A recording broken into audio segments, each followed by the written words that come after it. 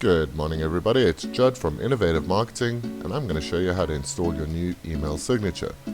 First you want to head on over down to your Outlook.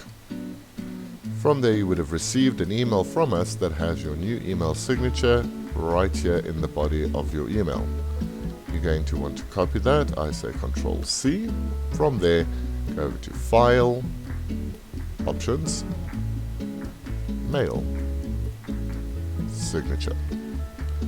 First you're going to select which email account you want to associate it to. Say New, give it a name.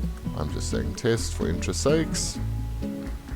Go over to your new named file, click in the body and paste your signature. I say Control V.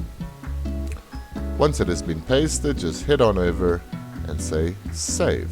Once it is saved, click OK and OK once again. If you go over to create a new email, you will see your new email signature is in place. Your social icons will be pre-hyperlinked for you, and if you have chosen to go with an animated email signature, you will see it has been embedded into your signature for you. I hope you have found this video helpful, and if you have any other questions, please do not hesitate to contact us today. This is Judd saying thank you.